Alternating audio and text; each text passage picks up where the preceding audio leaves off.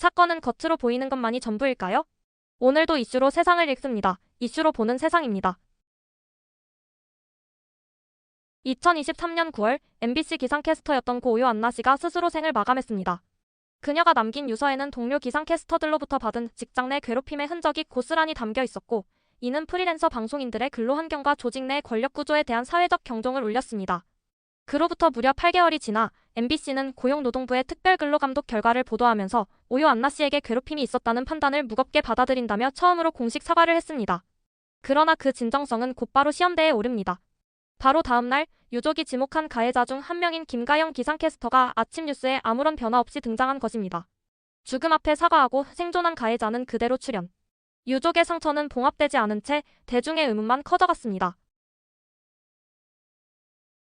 이번 논란의 핵심은 MBC의 진정성입니다. 사과는 했지만 실질적인 조치는 없었습니다. 보도 말미에서 관련자에 대해 적절한 조치를 하겠다고 밝혔지만 다음날 가해자로 지목된 김가영 캐스터가 그대로 아침 방송에 나왔다는 사실은 이 말의 무게를 의심하게 만들었습니다. 가해자는 방송으로, 피해자는 영영 퇴장이라는 대중의 냉소는 결코 과장이 아닙니다. 이 사안은 단순한 인사 문제가 아니라 도의적 책임과 조직 윤리, 나아가 공영방송의 신뢰와 직결되는 문제입니다. 더욱이 고인의 유족은 가해자 중 일부를 상대로 민사소송을 제기한 상태로 이 사건은 여전히 진행 중입니다. 그럼에도 방송국은 마치 이미 끝난 일처럼 하루아침에 보도하고 아무 일 없다는 듯 출연을 지속시키는 이중성을 보이고 있습니다. 공채로 뽑아놓고 계약은 프리랜서로 한다. 이는 고 오요안나 씨 어머니의 말입니다. 이 구조야말로 가장 비극적인 착취의 순환입니다.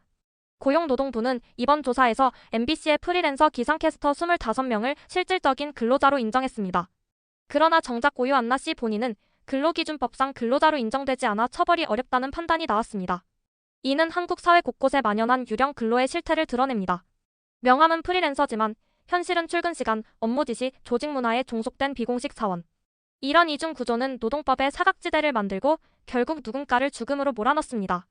더불어 조직 내부 단톡방에서 발생한 괴롭힘 역시 실체가 밝혀졌지만 어떤 방식으로든 사측은 사후 관리에 실패했습니다. 이는 단순한 일탈이 아니라 조직적 묵인에 가깝습니다. 작은 불씨가 아닌 구조적 불화산이었던 셈입니다.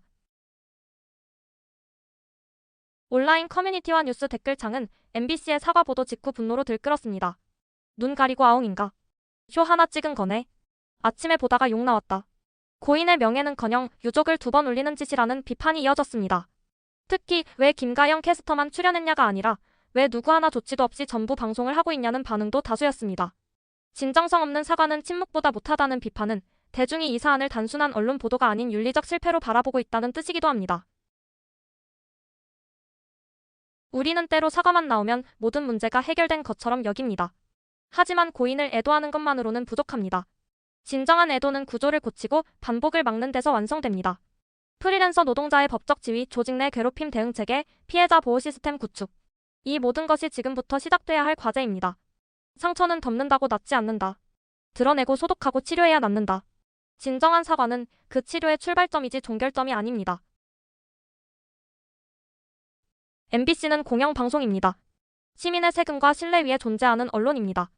그렇다면 이번 사건은 단순한 인사실수가 아니라 공영방송이 얼마나 공적 책임을 질 수 있는가에 대한 시험입니다. 꽃은 져도 향기는 남는다고 합니다. 하지만 고 오요안나의 죽음은 아직 향기가 아닌 경고로 남아있습니다. 조직이 그 죽음을 헛되이 하지 않으려면 말이 아닌 행동, 형식이 아닌 실천이 필요합니다. 우리가 지나쳤던 본질, 지금 돌아봐야 할 문제. 이슈로 보는 세상 다음 이야기에서 뵙겠습니다.